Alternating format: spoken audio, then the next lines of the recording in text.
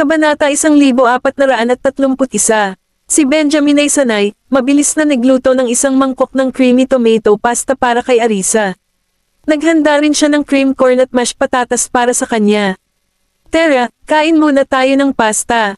Gumagawa ako ng cream corn at mashed patatas para sa iyo. Dinala niya ang pasta sa hapagkainan at sumandok ng ilan sa isang maliit na mangkok, inilagay ito sa harap niya. Nanatili ang titig ni Arisa sa kanya, kurba ang mga labi. Salamat, Mr. Graham. Si Aglint ay kumislap sa mga mata ni Benjamin habang nakatingin sa namumula nitong pisngi, nakasandal upang halikan siya. Lalong namula ang mukha ni Arisa. Nang mapansin niya ang kasambahay na tumatawa sa gilid, nakaramdam siya ng hiya at marahang pinagalitan si Benjamin. Anong ginagawa mo? Isang mapaglarong ngisi ang sumilay sa mga labi ni Benjamin, napakademonyo na kaakit-akit at nakakaakit, ang kanyang mapang-akit na mga mata ay nakatuon sa kanyang nakakaakit na ekspresyon, at ang kanyang puso ay nangangati sa pagnanasa. Ginawa kita ng pasta, hindi ba ako karapat-dapat ng reward? Bumilis ang tibok ng puso ni Arisa. Ang nakakaakit na amoy ng kanyang mga pheromones ay lalong nagpabilis ng tibok ng puso niya. Bakit hindi mo ako ginantimpalaan noong pinagluto kita dati? Umupo si Benjamin, iniunat ang kanyang mahabang braso upang hilahin siya sa kanyang yakap, pinaupo siya sa kanyang kandanggan. Ang dalawa sa kanila ay nagbahagi ng isang intimate at hindi maliwanag na sandali. Namumula, nahihiyang itinulak siya ni Arisa palayo. Bitawan mo ako, gusto kong kumain ng pasta. Tiningnan ni Benjamin ang kasambahay ng masama at sinabing, hindi ka na kailangan dito. Maaari ka nang umalis. Oo, Mr. Graham. Nagmamadaling umalis ang kasambahay na halatang takot kay Benjamin. Walang tao sa paligid ngayon. Hayaan mo akong pakainin ka, sabi ni Benjamin, hinihimas ang kanyang leeg at hinayla siya palapit. Kinuha niya ang maliit na mangkok at sumandok ng pasta gamit ang tinidor. Matapos itong hipan ay dinala niya ito sa kanyang mga labi ng walang kahirap-hirap. Nang makita niya ang mapilit na kilos ni Benjamin, tumawa si Arisa at nakipaglaro, ibinuka ang kanyang bibig upang kumagat ng ilang kagat. Sa tingin ko kakain na lang ako mag-isa. Ang pagpapakain ng ganito ay hindi nakakaramdam ng kasiyahan sa lahat. Medyo mainit pa, marahan siyang hinikayat ni Benjamin at ipinagpatuloy ang pagpapakain sa kanya ng maliit na mangkok ng pagkain. We should take big bites when eating pasta, that's how you can savor the flavor. Hindi ko nga matitikman ang sauce kung paano mo ako pinakain. Napatingin si Arisa sa kanya. Kakain ako mag-isa. Sige, kumain ka na. Hinawakan pa rin siya ni Benjamin nang hindi siya banibitawan. Napasulyap si Arisa sa kanya, may senyales ang mga mata nito. Si Benjamin, gayunpaman, ay nagkunwaring hindi napansin. Paano ako kakain kapag hawak mo ako ng ganito? Arisa pouted, find herself with no choice but to remind him. Gayunpaman, mataman siyang tiningnan ni Benjamin, bahagyang pumulupot ang mga labi. Malumanay pero nang aasar ang boses niya. Noong nakaraan, kaya kitang hawakan, at makakain ka ng maayos. Bakit hindi na ngayon? Medyo hindi nakaimik, nilaibat ni Arisa ang kanyang mga mata. Dahil walang ibang tao sa paligid, hindi siya nakaramdam ng hiya. Lumapit siya sa mesa, hinawakan ang malaking mangkok ng pasta, at kumagat ng malalaking kagat. Ang creamy tomato pasta na ginawa ni Benjamin ay akmang-akma sa kanyang panlasa. Ito ay maasim na may pahiwatig ng pampalasa, isang nakakaakit na pagkain para sa kanyang panlasa. Masarap, bulalas niya na may labis na kasiyahan. Mas mabuti pa kung medyo maanghang. Si Benjamin ay parehong nilibang at nainas. Gusto mo mas maanghang. Hindi pa siya sanay sa level ng spiciness. Hindi sanay si Benjamin na kumain ng maanghang na pagkain, at kahit paminsan-minsan ay sama-sama siya sa tiyan. Gusto ko mas maanghang. Dinilaan ni Arisa ang kanyang labi. Hindi niya masasarapan ang pagkain kung hindi maanghang. Marahang umiling si Benjamin. Kukuha ako ng ilan para sa iyo. Bilang tugon, sabik na tumanggaw si Arisa, hindi napigilan ang kanyang pananabik. Binuhat siya ni Benjamin, pinaupo lang siya sa upuan nang tumayo na siya. Tumalikod siya at pumunta sa kusina para kuhanin siya ng sili. Bakit ganito na lang ang natitira? Yun lang. Napansin ni Arisa na halos maubos na ang sili pero gusto pa rin. Napabuntong hininga si Benjamin. Ito lang ang mahahanap ko. Gawin mo muna ito sa ngayon. Kapag bumalik si Lola, ipapagawa namin siya sa iyo.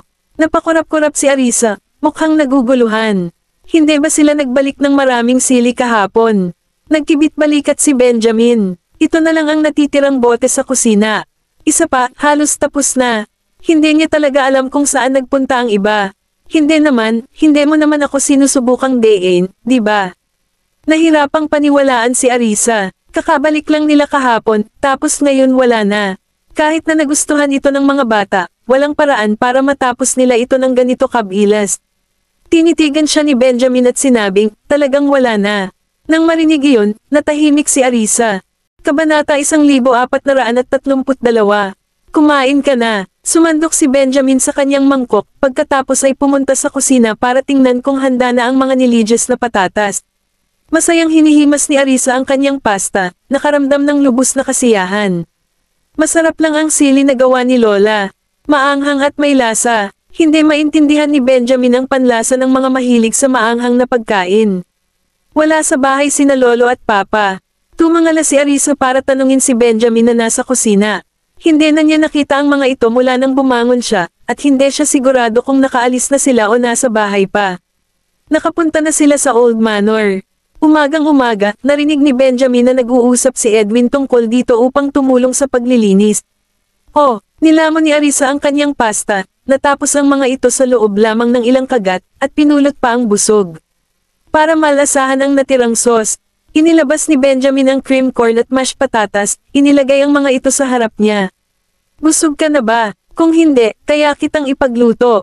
Ah, hindi salamat. Ibinaba ni Arisa ang kanyang mangkok at kinuha ang isang napkin para panasan ang kanyang bibig. Hindi na siya makakain ng isa pang mangkok. Nang makita niya ang pinasingaw na patatas, pumitas siya ng isa, pinaikot-ikot iyon sa kanyang mga kamay dahil nag-iinit ito. Nang makita iyon, kumunat ang noo ni Benjamin. Mabilis niyang kinuha iyon at ibinalik sa plato. Para kang bata, hindi ka ba makapaghintay na medyo lumamig? Dahil doon, binigyan siya ni Arisa ng nakakalokong ngiti. May pagmamahal, kinurot ni Benjamin ang kanyang pisngi, na marahang ipinaalala sa kanya, hintayin itong lumamig bago kumain. Sige, tumanggo si Arisa at nakaupo pa rin habang pinagmamasdan ng cream corn at patatas. Hindi napigilan ni Benjamin ang mapangiti matapos niyang makita ang pananabik sa mukha nito. Maaaring isipin ng mga tao na hindi mo pa ito nakakain dati. Hindi pa, tiyak na sabi ni Arisa. Iniwan si Benjamin saglit na nakatulala. Hindi ba galing ito sa lugar ni Lola? Dapat iba ang lasa. Hindi ko pa nasusubukan. Tumaas ang isang kilay ni Benjamin at sumang-ayon, tama ka. Hindi mo pa nasusubukan ang mga ito. Ano ang almusal ninyong lahat? Casual na tanong ni Arisa. Humalaklak si Benjamin. Iba-iba ang ulam namin. May iniwan si Edwin para sa iyo, pero hindi mo kinain. Nilinggan siya ni Arisa at sadyang nagtanong, pakiramdam mo ba, hassle na magluto para sa akin ngayon? Hindi naman. Tinapik ni Benjamin ang ulo niya. Napalingon si Arisa sa kamay niya. Hindi ka man lang naghuhugas ng kamay, hinahawakan mo pa ang buhok ko. Hinawakan ni Benjamin ang kanyang ilong, bahagyang nahihiya. Nakalimutan ko, huhugasan ko ang buhok mo ngayong gabi. Pagkatapos ng tunog ng hindi pagsang-ayon, tumayo si Arisa para pumunta sa kusina. Samantala, matamang sinundan siya ng tingin ni Benjamin. Saan ka pupunta? Hayaan mo akong buhatin ka. Hahanapin ko ang sili. Hindi naniwala si Arisa sa sinabi niya kanina, pilit na sinusuri ang sarili. Isang kibot ang sumabit sa sulok ng bibig ni Benjamin. I swear, hindi ko nakita ang iba pang sili ngayon. Tumingin si Arisa sa kanya at sumagot, maaaring nakatabi ito sa ibang lugar na hindi mo nakita. Pagkatapos, binuhat siya ni Benjamin. Hayaan mong ipakita ko sa iyo. Hindi niya maintindihan kung bakit mapilit ito. Matapos mapansin ang kanyang mahigpit na ekspresyon, tumawa si Arisa. Kaya ko namang maghanap, hindi mo na ako kailangang buhatin. Medyo madula siyang sahig sa kusina. Huwag kang pumasok doon ng walang pag-iingat. Seryosong babala ni Benjamin. Bilang tugon, inilabas ni Arisa ang kanyang dila at tumanggo. Nakuha ko. Inilagay siya ni Benjamin sa mataas na stool at saka binuksan ang pinto ng cabinet para ipakita sa kanya. Tingnan mo, walang natira. Hindi pa niya masusing hinanap ang cabinet kanina, pero ngayong meron na siya, wala pa rin siyang makitang sili. Medyo naguguluhan din si Benjamin. Walang natira. Tumingin si Arisa sa kanya, bamulong, may ilang bote ng sili. Imposibleng natapos silang lahat sa loob lang ng isang gabi, di ba? Kapag bumalik si Lola, ipapagawa natin siya muli, mungkahi ni Benjamin, alam kung gaano niya kagusto ang sili. Tiningnan mo ba ang refrigerator? Tanong ni Arisa, hinihiling na tingnan niya ang refrigerator. Binuksan ni Benjamin ang pinto ng refrigerator. Walang sili, bukod sa mga karaniwang bagay. Nagsalubong ang mga kilay ni Benjamin nang tawagin niya ang kasambahay. Alam mo ba kung saan napunta ang sili na dinala kahapon? Mukhang may dalang ilang bote ang matandang Mr. Graham kaninang umaga, at may dala rin ang mga bata, ang isiniwalat ng kasambahay. Nagpalitan ng tingin sina Benjamin at Arisa, tila hindi makapagsalita. Kabanata 1433. Ano ang ginagawa ng mga bata sa napakaraming sili? Naguguluhan talaga si Arisa. Kahit na mahal nila ito, hindi nila maaaring ubusin ito magkano. Ang isang bote ay tatagal ng ilang araw. Wala akong ideya. Wala akong nakitang kumuha sila ngayong umaga, nadama ni Benjamin na mali. Hinding-hindi niya ito papayagan kung alam niyang napakaraming chili pepper ang dinadala ng mga bata sa paaralan. Marahil alam ng mga bata na tatutol si Benjamin, kaya palihim nilang itinago ito sa kanilang mga backpack at dinala sa paaralan. Sa kabilang banda, ang 6 na bata ay may chili peppers at buns na dinala nila mula sa bahay. Masaya nilang isinasawsaw ang kanilang mga tinapay sa sili at kumakain. Ang ibang mga bata ay hindi napigilan ng mapang-akit na aroma at nagtipon sa kanilang paligid. Pinagmamasdan nila ang 6 na bata na kumakain ng mainggit, nanunubog ang kanilang mga bibig. Anong kinakain nyo? Napakabango. Ito bang pulang sili na sili? Bakit hindi kasing bango ng sa iyo ang sa amin sa bahay? Masarap ba ito? Ang 6 na bata ay kinaiinggitan ng iba pang mga bata, na pinupuno ang kanilang mga puso ng pagmamalaki. Personal na ginawa ng iyong apo sa tuhod itong sili, pagmamalaki ni Jasper. May dumi ng pulang sarsa ang damaykit sa gilid ng kanyang bibig. Iba talaga ito sa binibili mo sa mga tindahan. Ito ay gawang bahay. Ang sili na ito ay makikita lamang sa lugar ng ating apo sa tuhod. Hindi mo sila mabibili sa palengke. Inayos ni Oliver ang kanyang salamin sa tungki ng kanyang ilong. Napakasarap nito. Napakagatlabi si Jessie habang patuloy na isinasawsaw ang kanyang tinapay sa sarsa at napakagatlabi. Ang ibang mga bata ay hindi napigil ang malunok muli ang kanilang laway habang pinapanood ang eksena. Maging si Gavin, na kadalasang hindi nakakayanan ng maanghang na pagkain, ay nakitang masarap ito. Namula ang maliit niyang bibig at mukha dahil sa maanghang. Ang bahaging kanyang kinain ay espesyal na inihanda ni Mary, na ginawang hindi gaanong maanghang na angkop sa kanyang panlasa. Ang kanyang maliit na bibig smack magkasama, na ginawa ang kanyang malarosas na pisngi lumitaw na mas malambot at kaibig-ibig. Kumuha si Zachary at ibinahagi kay Tim.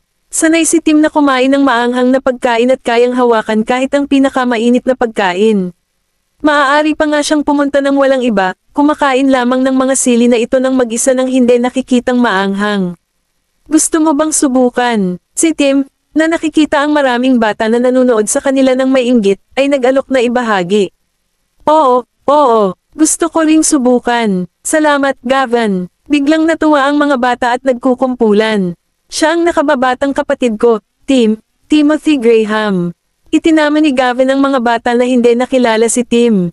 Sa katunayan, sa kanilang 6, si Jessie lang ang madaling makilala. Ang 5 lalaki ay mahirap makilala para sa mga matatanda, lalo na para sa isang bata.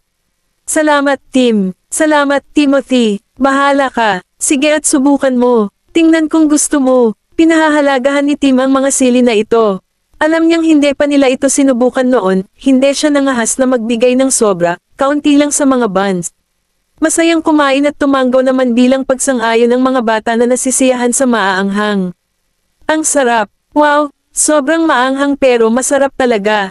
Si Gavin at ang kanyang mga kapatid, nang makitang nagustuhan ito ng lahat, ay mas natuwa at bukas palad na nag-alok na ibahagi. Marami kaming buns at chili pepper dito. Kumuha pa. Ang ilan sa mga bata ay mas matanda at mas matangkad kaysa sa iba. Nakatayo sila sa gilid, naglalabas ng hangin ng paghamak. Mag-ingat ka, baka sumakit ang tiyan mo sa pagkain yan, sambit ng isa sa mga bata, na sumisigaw ng kanyang babala. Ang iba pang mga bata ay napalingon sa kanya, at sumagot, bakit tayo sasakit ng tiyan? Hindi naman ito nakakalason. Eksakto, sa anong batayan mo sinasabi na ang sili natin ay magdudulot ng sakit sa tiyan? Sagot ni Jasper, tumayo.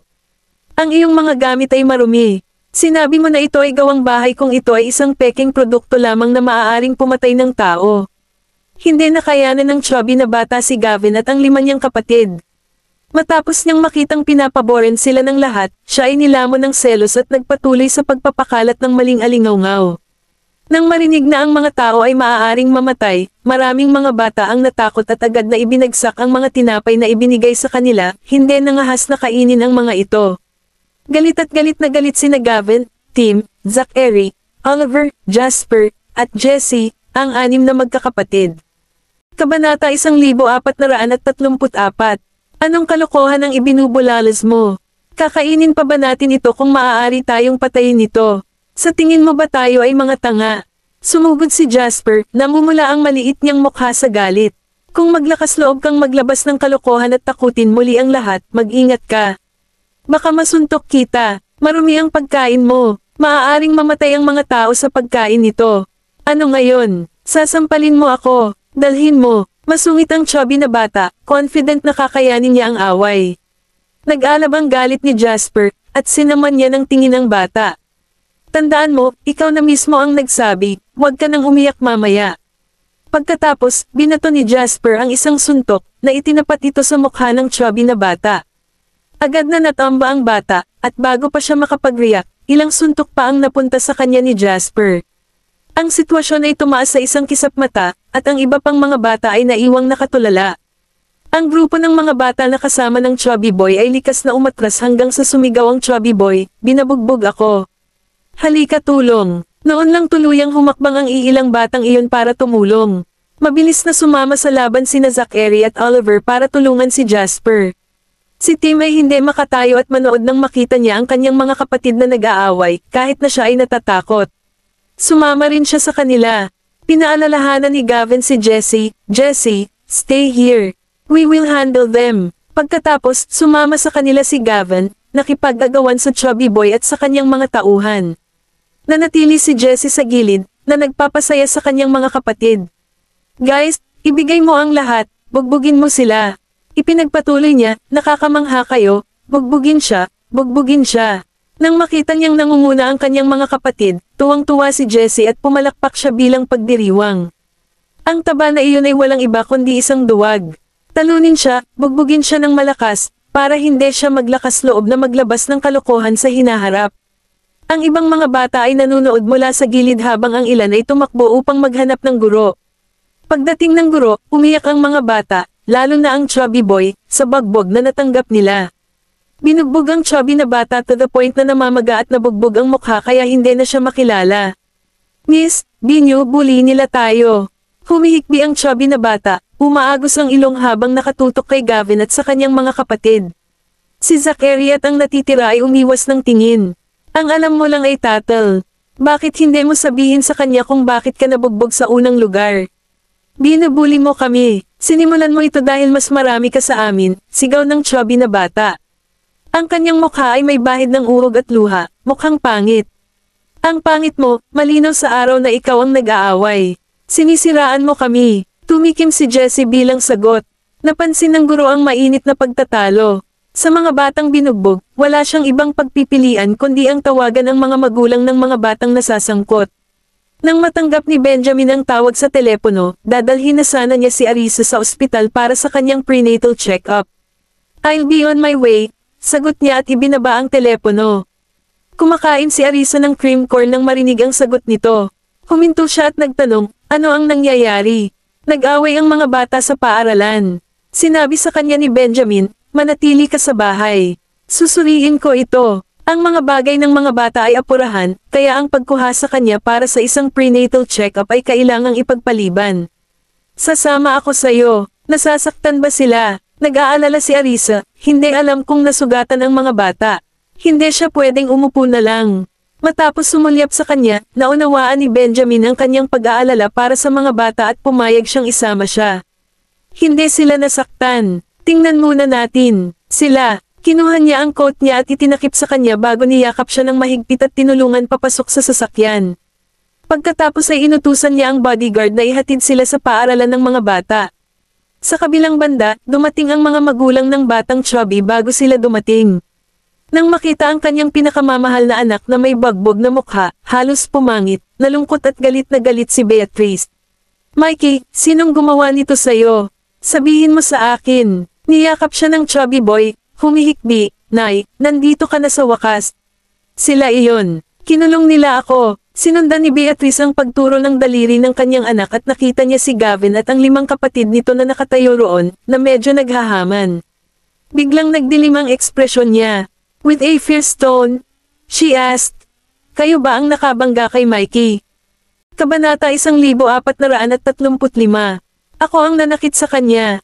Nagbubuga siya ng kalokohan sa pamamagitan ng pagpapakalat ng mga tsismis na nakakatakot sa lahat at sinisiraan tayo.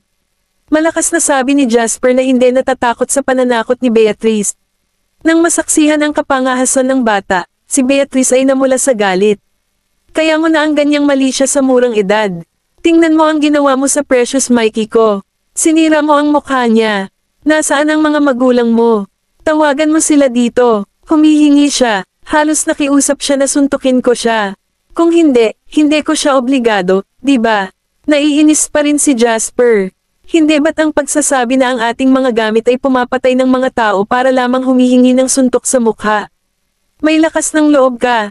Sinaman ang tingin ni Beatrice si Jasper, galit na akmang hahakbang siya at hahampasin siya, naiwan si Jasper na nanlamig sa takot. Dali-dali siyang hinayla ni Zachary. Nakatitig kay Beatrice, sinaway niya, ano ang sinusubukan mong gawin?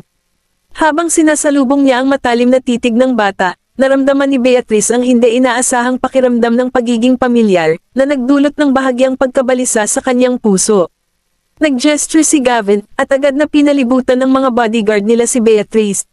Huwag kang maglakas loob na hawakan ang aking mga kapatid. Ikaw, may mga bodyguard ka pa. Nabigla si Beatrice nang makita ang mga bata na pinoprotektahan ng mga bodyguard. Tawagan mo ang mga magulang mo. Galit na sigaw niya. Kung hindi ako makatanggap ng paghingi ng tawad at kabayaran ngayon, walang sino man sa inyo ang aalis ng paaralan. Ipinaalam na ng guro sa aking ama, at darating siya, huwag kang mag-alala. Ano man ang kabayaran na dapat bayaran ay haharapin ng naaayon. Kung kailangan nating humingi ng tawad, makatiyak ka, hihingi kami ng tawad. Walang bakas ng takot, tumayo si Gavin sa harap ng kanyang mga nakababatang kapatid. Malamig ang titig niya kay Beatrice. Bagay talaga kayo, parang regular na biktima niyo si Mikey. Galit na galit si Beatrice sa pagiging mayabang ng mga bata. Sinubukan niyang tawagan si Keegan, umaasang makakapunta siya sa paaralan, ngunit naka-off ang kanyang telepono. Gavin, Tim, Zachary, Oliver, Jasper, Jesse. Dumating si Arisa sa labas ng opisina. Siya ay naging labis na balisa nang makita ang mga figure ng kanyang mga anak. Nagbago ang ekspresyon ng mukha ni Beatrice nang marinig ang pamilyar na boses. Paglingon niya, nakita niya sina Arisa at Benjamin na naglalakad palapit sa kanya. Nang makita nila ang kanilang mga magulang, tumakbo ang 6 na bata at niyakap ang kanilang mga binti. Daddy, Mommy, maging si Benjamin, na hindi karaniwang magiliw sa mga bata, ay kinakapitan na ngayon ng 3 sa kanila.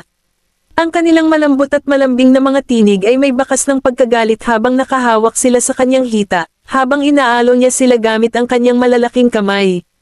Naramdaman ni Arisa ang kirot sa kanyang puso habang hawak niya ang mga bata, ang kanyang mga mata ay nakatingin sa kanila. Mas lalong tumindi ang pananakit ng makitang mga bakat ng kuko sa mukha ni Tim. Ba't nabakat ang mukha mo, sweetheart? Masakit ba? Marahang pinagmamasdan ang mukha ni Tim, nakahinga siya ng maluwag nang makitang hindi ito malalim na sugat. Ang ibang mga bata ay hindi nasaktan. Nawala lang nila ang ilang mga pinjutan. Hindi masakit, Mommy. Umiling si Tim. Ang maliit na sugat ay wala sa kanya, dumanas siya ng mas matinding kalmo sa nakaraan ng hindi naluluha. Naramdaman ni Arisa ang kirot sa kanyang puso habang marahang hinahaplos ang kanyang ulo. Tiningnan din ni Benjamin ang mga bata para sa mga palatandaan ng pinsala at gamaan ang pakiramdam ng matiyak na walang malaking pinsala. Anong nangyari? Tanong niya sa mga bata. Ngunit wala man lang sumulyap sa kanya. Noon lang ibinaling ni Arisa ang atensyon sa iba. Nang makita niya ang ibang mga bata na may bagbog at namamaga ang mga mukha sa paligid, nakaramdam siya ng matinding kahihiyan. Bagaman naging marahas ang kanyang mga anak, hindi niya sila sasawayin ng hindi nauunawaan ang buong sitwasyon. Biglang napansin ni Arisa na naroon din si Beatrice, nakatayo sa tabi ng bata na may pinakamatinding sugat. Namilog ang kanyang mga tingin, at ang kanyang puso ay bamigat. Sinasiraan nila kami, nakikisalo kami ng pagkain sa ibang mga bata, at sinasabi niya na ang chili sauce ng Great Grandaunt ay isang toxic, unregulated na produkto. Papatayin daw ng tao ang pagkain namin. Sinabi ko sa kanya na hindi ito lason, ngunit nakipagtalo siya at nagprovoke sa amin. Naglakas loob pa siyang saktan siya, kaya sa galit ko, ginawa ko ang sitwasyon, paliwanag ni Jasper. Benjamin. Pinaikit ni Benjamin ang kanyang mga mata, matalim ang tingin sa mga bagbog na bata. Kabanata 1436. Ang chubby boy na si Michael Lord at ang kanyang mga kaibigan ay kitang-kitang natakot sa titig ni Benjamin. Nagtago si Michael sa likuran ni Beatrice habang hindi pa dumarating ang mga magulang ng iba pang mga bata. Naiwan silang nakatayo sa gilid, nanginginig sa takot. Inilipat ni Benjamin ang kanyang tingin at ibinaba ang kanyang mga mata para tingnan si Jasper. May nangyari ba sa kanila pagkatapos mong kainin ang iyong pagkain? Hindi kami nakikihati sa kanila noong una. Nang makita kami ng ibang mga bata na nagsasaya sa aming pagkain ay napagpasyahan naming ibahagi sa kanila. Pagkatapos, nagsimula silang magkalat ng chismis, na nagsasabing ang aming pagkain ay lason ang mga tao. Sinisiraan nila kami. Halatang galit pa rin naman ang tingin ni Jasper ang iba pang mga bata. Kahit na natakot kay Beatrice kanina ay hindi na siya natakot. Daddy, sinasadya nila ito. Ayaw nilang paglaruan tayo ng ibang mga bata, kaya nagbubuga sila ng kalokohan para takutin ang lahat, sabi ni Gavin, na nakatingala kay Benjamin na nakakunot ang kanyang mga kilay. Ang laso ng mga gamit mo. Ano bang masama kung sabihin ko yan? At pumatol ka pa sa tao. Sasabihin ko sa tatay ko. Ang maliit na chubby boy, spoiled sa bahay, ay kadalasang natatakot kay Benjamin. Ngunit kasama ang kanyang ina, nagkaroon siya ng lakas ng loob na magsalita pabalik. Mikey, hindi inaasahan ni Beatrice na ang 6 na maliliit na ito ay mga anak ni Benjamin, at higit pa, ipinanganak ni Arisa. Umasim ang mukha niya. Nagtaas siya ng boses para pigilan ang sariling anak, pagkatapos ay lumingon sa 6 na maliliit na bata, ang kanyang emosyon ay medyo komplikado. Sa pagsasalita, ang mga batang ito ay maaaring ituring na kanyang mga apo. Mali ang ginawa niyo, gumamit ng karahasan. Tingnan mo ang ginawa mo kay Mikey at sa iba pang mga bata. Tiyak na madudurog ang puso ng mga magulang nila pagdating nila. Masyado kang malupit. Diretsyong pinagalitan ni Beatrice ang mga maliliit, nang hindi man lang binati sina Benjamin at Arisa. Sinulyapan ni Arisa si Beatrice, isang malamig na pagngisi na nakatago sa kanyang puso. Marahan niyang tinapik ang mga ulo ng kanyang mga anak at sinabing, mga mahal ko, sa hinaharap, kapag mayroon tayong masasarap na pagkain, hindi natin ito dapat pinagsaluhan ng walang ingat. Ayaw natin na may mga taong walang utang na loob. Nang marinig ito, mas lalong nagdilim ang mukha ni Beatrice. Diretsyo niyang pinagalitan si Arisa sabay bulalas, Isa, kamusta ang pagpapalaki mo sa mga anak mo? Hinahayaan mo silang manakit ng iba. Si Mikey at ang iba pa ay nabugbog na ng husto. Hindi lang nagsusorry ang mga anak mo, pati na rin ang pakikipag-usap mo sa kanila. Anong klaseng ina ka? Sarkastikong sagot ni Arisa, hindi man lang tinitigan si Beatrice. Paano ko pipiliin na maging isang ina ang aking negosyo, ngunit ikaw mismo ay hindi gumagawa ng ganoon kahusay na trabaho. Ikaw, sabi ni Beatrice na nangangitim ang mukha sa galit. Isang malamig na tingin ang binigay ni Benjamin kay Beatrice. Ako na ang sisigat sa mga gastusin sa pagpapagamot ng anak mo, pero hayaan mo akong bigyan ka ng payo. Masyadong madaldal ang anak mo, kung hindi mo makontrol, hayaan mo na ang iba. Dumating ang mga magulang ng iba pang mga bata, at nang mapagtanto na ang kanilang mga anak ay nakipag-away sa mga anak ni Benjamin, ang kanilang mga mukha ay namutla sa takot. Dahil walang ibang pagpipilian kundi tanggapin ang hindi magandang sitwasyon, mahigpit na pinagsabihan ng mga magulang ang kanilang mga anak.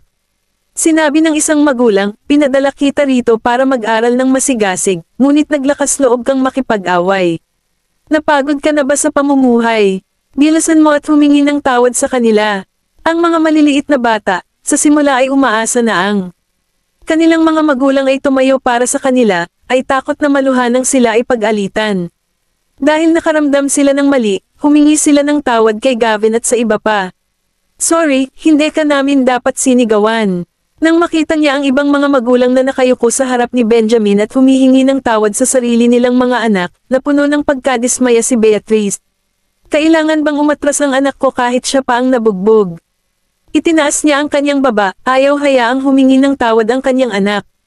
Tahimik na pinagmamasdan ni Gavin, Tim, Zachary, Oliver, Jasper, at Jesse ang iilang batang iyon. Yumuko si Arisa at sinabi sa kanila, maling muna sila, ngunit hindi rin tama na tayo ay gumawa ng karahasan. Pinapatawad ka namin, may kasalanan din kami. Paumanhin. Si Gavin, kasama ang kanyang mga nakababatang kapatid, ay humingi ng paumanhin sa kabilang partido. Nagpakita sila ng kakayahang umangkop at hindi nagpakita ng mga palatandaan ng sama ng loob. I'm sorry, medyo magaspang ang mga anak namin. Siguradong sasagutin namin ang mga gastusin sa pagpapagamot ng mga anak mo. Mangyaring dumiretso sa ospital sa ilalim ng Graham Group at hingin si Dr. Bailey. Ipapaalam ko sa kanya, taos-pusong paghingi ng tawad ni Arisa nang makitang hindi itinuloy ng ibang mga magulang ang bagay na iyon. Anak natin ang may kasalanan. Sisiguraduhin kong mapapaaral siya ng maayos pag-uwi namin. Kapag gamutin ni Dr. Bailey ang pinsala ng ating anak, wala tayong dapat ipag-alala. Nang marinig ang pangalan ni Sean, wala nang masabi ang mga magulang ng mga bata. Tinanggap nila ang paghingi ng tawad ni Arisa. Kung tutusin, kung sisilipin nila ito, ang sarili nilang mga anak ang nagsimula ng gulo noong una. Kabanata 1437. Nasaksihan ang pagkompromiso ng iba, nakaramdam ng pagkabigo si Beatrice ngunit napahiya din sa kanyang katayuan. Mami, sinaktan nila ako. Hindi ko sila mapapatawad. Gusto ko silang suntukin. Mikey, si Beatrice Cod at the chubby little boy, magpatingin muna tayo sa doktor, okay? Kamakailan lamang, sinisikap ni Keegan na manalo kay Benjamin. Hindi rin kayang saktan ni Beatrice si Benjamin, kaya nagpasya siyang iugnay ang pinsala ng kanyang anak sa malas. No, Mommy, you have to hit them back for me, or I'll tell Daddy na hindi mo ako mahal. Walang humpay na giit ni Michael. Napatingin si Arisa. Nagsorry na ang mga bata sa kanila. Kung pinili nilang magpatawad o hindi ay kanilang negosyo. Hindi rin nila maiiwasan ang mga gastusin sa pagpapagamot. Tim, pumunta tayo sa ospital para bisitahin si Mr. Bailey. Malambing niyang sabi sabay hawak sa maliit na kamay ni Tim. Punta tayo sa ospital, mga bata. Manam. Sumunod naman si Gavin kasama ang kanyang nakababatang kapatid. Binuhat ni Benjamin ang batang babae at marahang tinapik ang ulo nito. Jesse, sabihin mo kay Daddy, nasasaktan ka ba kahit saan? Umiling ang batang babae. Hindi ako nasaktan. Hindi nila ako hahayaang lumaban. Tumanggaw si Benjamin bilang kasiyahan. Ang laban ay para sa mga lalaki. Ang mga babae ay hindi kailangang makisali. Pero nasaktan si Tim. Tumingin si Jesse kay Tim, lumukat ang mukha nito sa pag-aalala.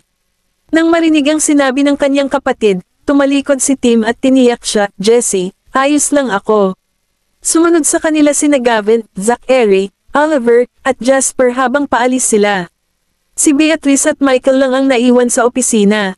Medyo awkward ang mga guro at pinaalalahanan si Beatrice, siguro dapat mo munang dalhin si Mikey sa ospital. Sasagutin ni Mr. Graham ang mga gastusin sa pagpapagamot. Sinaman ng tingin ni Beatrice ang guro, sa katuluyang umalis, hawak ang kamay ng anak.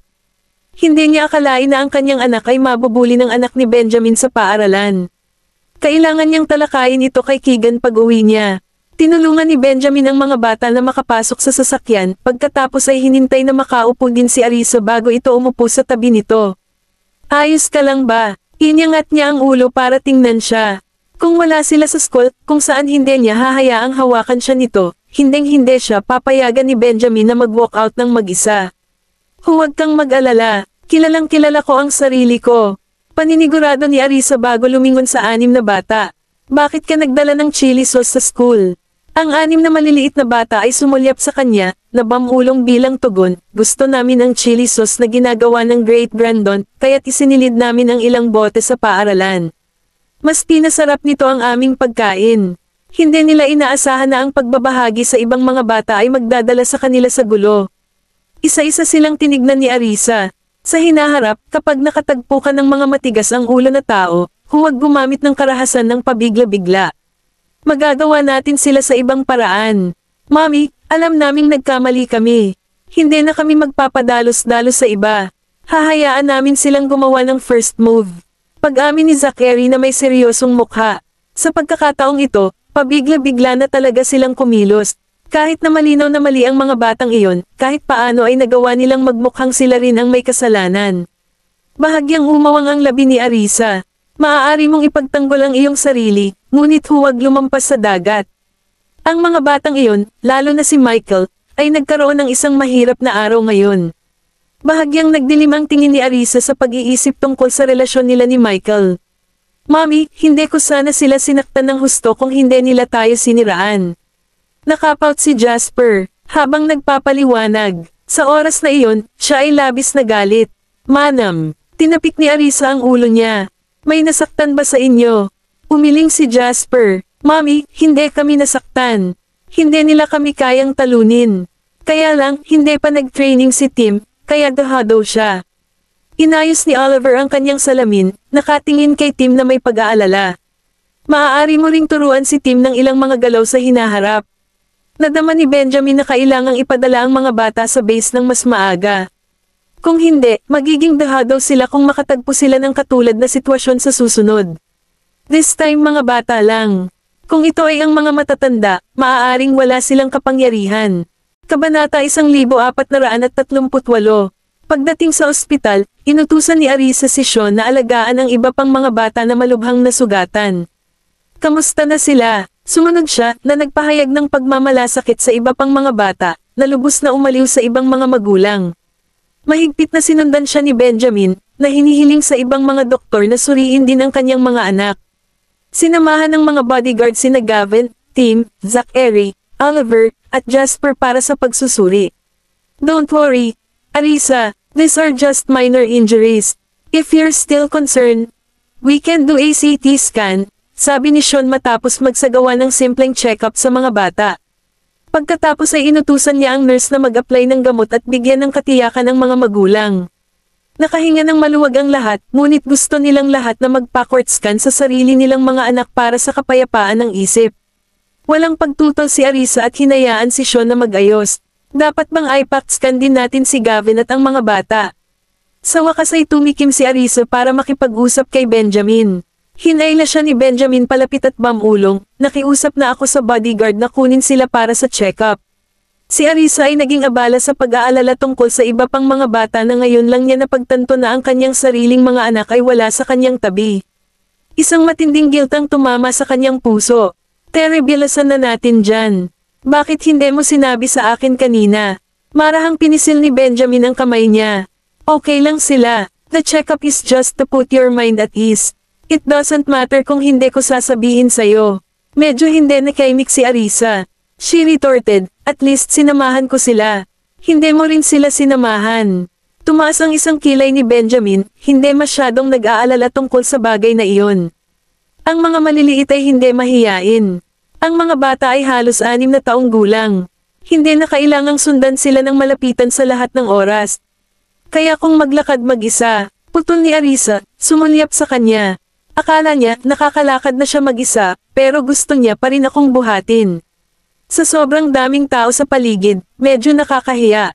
Isasakay na lang kita, mungkahi ni Benjamin, dahil medyo malayo pa ang examination room. Nawala nang masabi si Arisa. Nang makita si Sean na inaakay ang lahat patungo sa examination room, mabilis siyang sumunod. Nahihiya si Mommy. Napasimangot si Jessie, nakatingin kay Arisa. Ibinalik ni Benjamin ang kanyang tingin sa maliit na mukha ng kanyang anak at masuyong kinurot ang pisngi nito. You can't tease Mommy. Mas lalo siyang mapapahiya. Nagpatuloy si Arisa sa paglalakad ng hindi lumilingon. Mabilis na naabutan ni Benjamin si Arisa at hinawakan ang kamay nito. Huwag kang masyadong mabilis maglakad. Tumingin sa kanya si Arisa at tumango. Sige, napadaan sila sa examination room at tanging sina Zachary, Jasper, Gavin, at Oliver lang ang nakita nila. Wala nang makita si Tim. Lumapit si Arisa sa mga bata at mahinang nagtanong, Sweethearts, where is Tim? Mommy, pumasok si Tim para sa check-up, sabi ni Gavin, na nakatingin sa kanya. Nasugatan din si Tim. Hinayaan muna natin siyang magpasuri. May maliit na hiwa si Jasper sa gilid ng bibig na hindi napansin ni Arisa kanina sa school. Mabilis niyang hinayla ang anak para inspeksyonin. Nasaktan ka dito. Bakit hindi mo sinabi sa akin? Maliit na sugat lang, malamang sa kalmo ng kuko. Hindi na masakit. Hinawakan ni Jasper ang sulok ng kanyang bibig, naramdaman niyang may namumuong langib. Napabuntong hininga si Arisa, hinimas ang ulo. Napakatigas talaga ng batang ito. Mommy, wala naman po talagang nasaktan sa amin, so kailangan pa po bang magpa-check up? Tahimik na tinalakay ito ni Zachary kay Arisa. Bukod dito, ang mga pagsusuring ito ay may kinalaman sa radiation, na hindi maganda. Napahawak si Arisa sa pagitan ng pagtawa at pagluha. Alam din niya ang tungkol sa radiation. Mas mabuting kumuha ng isa, para makapagpahinga ako. Napakagatlabi si Zachary, hindi alam kung ano pa ang sasabihin. Well, tapusin na lang natin ang check-up. Mommy, I think Zachary is right. If we are all fine, there's no need for check-up. It's unnecessary. Napakurap-kurap si Oliver na pilit ding kinukumbinsi si Arisa. Sinulyapan ni Arisa ang 4 na maliliit. Sa sandaling ito, ipinakita sa kanya ni Gavin ang surveillance footage. Mommy, talagang hindi kami nasaktan.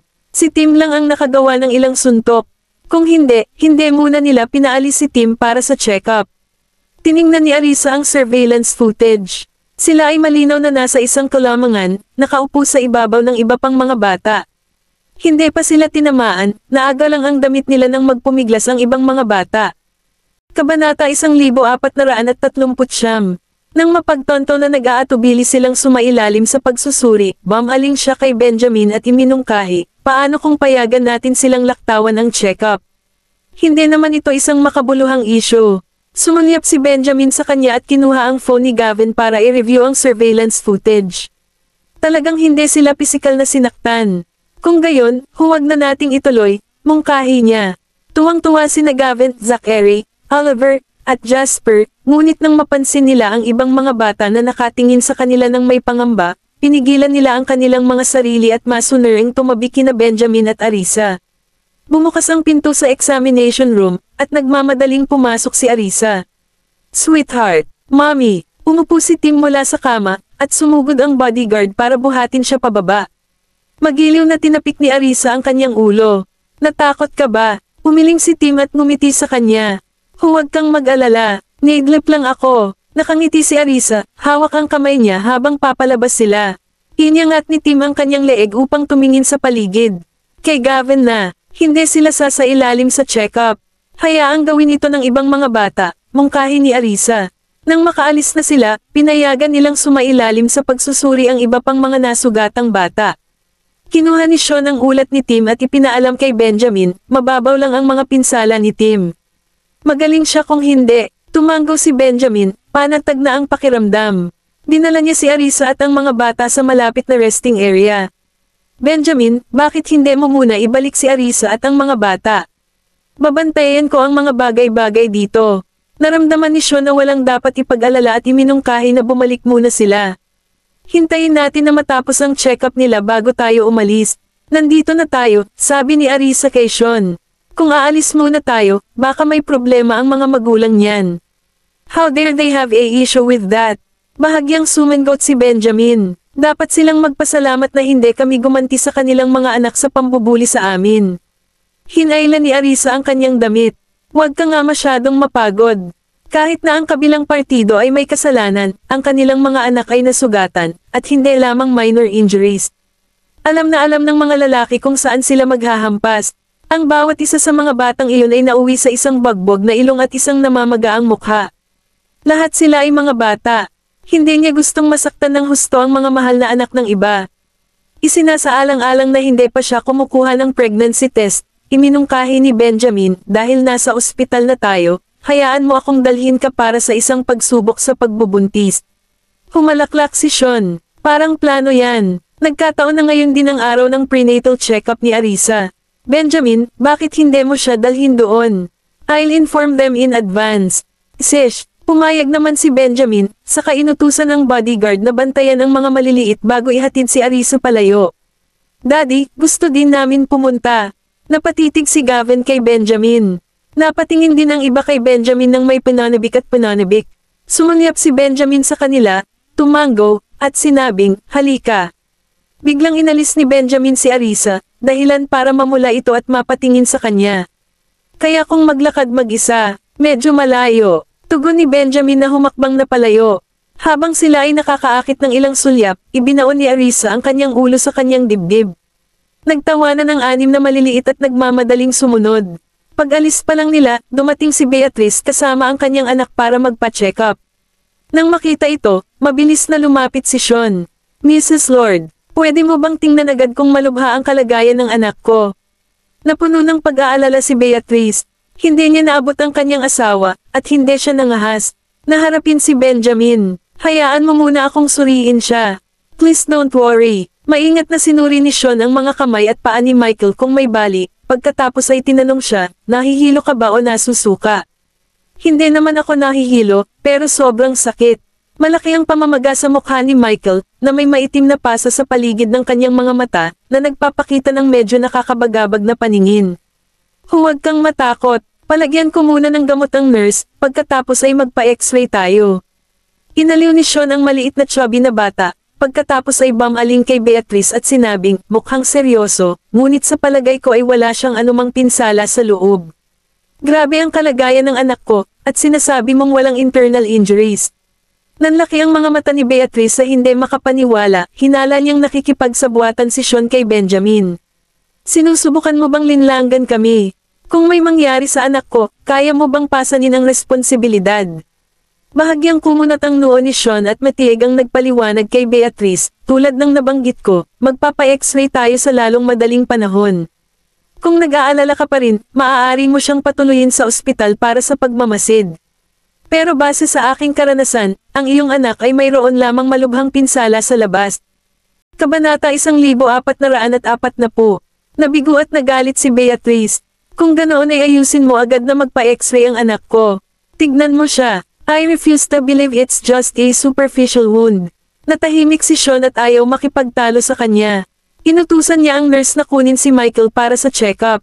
Papasukin mo muna sila. Hindi pa rin nasusuri ang dalawang bata, at agad na nagsimulang magprotesta ang kanilang mga magulang nang makita ito. Doktor, Billy, nauna kaming lahat. Paano mo sila hahayaang mauna sa amin? Dito muna tayo. Dapat suriin muna ang mga anak natin.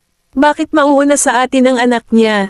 My son is the most seriously injured. Bakit hindi muna siya masuri? Ilang minuto na lang. Napasimangot na si Beatrice, at nang marinig na hindi muna nila hahayaang masuri ang kanyang anak, hindi niya napigil ang magsalita.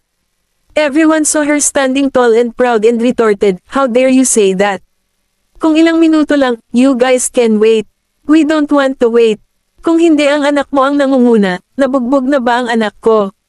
Kasalanan ng anak mo. Eksakto. Ang sabi sa akin ng anak ko ang anak mo ang nang-insulto sa anak ni Mr. Graham at nag-claim ng maling akala, nakakalason daw ang mga gamit nila at nakakapatay ng tao. Nang mag-away ang anak mo, humingi pa siya ng tulong sa anak ko. Kung hindi dahil sa anak mo, hindi sana nabugbog ang anak ko. Kung napakahusay ng anak mo, paano siya nabugbog? Anak ko lang ang pinag-uusapan mo, pero hindi naman mas maganda ang anak mo. Biglang naging gulo ang eksena. Nagsimulang magtalo ang mga magulang at magturo ng mga daliri sa isa't isa, na naging sanhi ng paghimas ni Sean sa kanyang mga templo. Enough arguing. Hayaan mo muna itong maliit na ito para sa check-up. Ang kanyang mga sugat ay ang pinakamalubha. Lahat tayo ay maaaring maglaan ng kaunting oras. Let's be understanding toward each other. Itinaas ni Sean ang kanyang kamay para kontrolin ang sitwasyon. Hinintay niyang lumabas ang bata sa loob bago pinapasok si Michael sa nurse. Tahimik na sinumpal ng iba pang mga magulang si Beatrice, hindi nangahas na harapin si Sean. Kinuha ni Benjamin si Arisa para sa pregnancy check-up. Nang makarating na sila sa examination room, ay nalalayan siya nito sa kama. Nang makitang mahigpit na sumusunod sa kanya ang mga bata, itinuro niya sa kanila, maghintay kayong lahat sa labas. Yes, wait outside. Sweethearts. Malapit na akong matapos, malumanay na sabi ni Arisa sa mga musmos. Tumingin sila sa kanya at sinabing, Mommy, gusto rin naming manood. Napangiti si Arisa, napakaliit pa nito, hindi mo pa nakikita, maghintay ka sa labas, ipapakita ko sa iyo ang resulta kapag lumabas na. Inakay sila ni Benjamin palabas, nagpaut ang mga maliliit ngunit masunuring umalis. Bumalik si Benjamin at sinalubong niya ang nakangiting mga mata ni Arisa. Sinabi niya, dapat kang lumabas at maghintay din.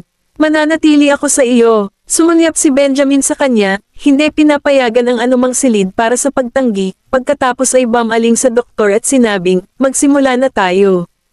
Itinaas ni Arisa ang kanyang damit para ilapat sa doktor ang ultrasound gel.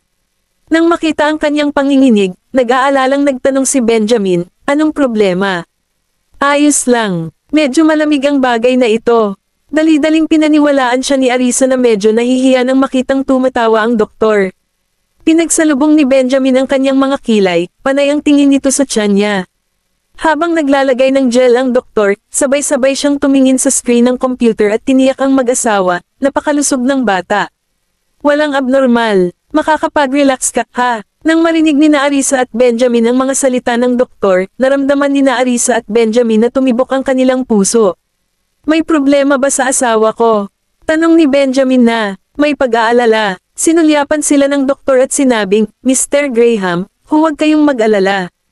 Titingnan ko ng mabuti. Nag-aalala rin si Arisa na baka may mangyaring masama sa bata. Kinakabahan niyang hinawakan ang gilid ng kama, ang buong katawan niya, naninigas. Mrs. Graham, relax. Matapos siyang maingat na suriin muli, sa wakas ay nakumpirma ito ng doktor at binati sila, congratulations, Mr. and Mrs. Graham. Nanlaki ang mga mata ni Arisa sa pagtataka, nakipagpalitan ng tingin kay Benjamin, at mabilis na nagtanong, Doktor, ano ang nangyayari? Binati kami ng doktor, kaya dapat ay isang magandang bagay, tama.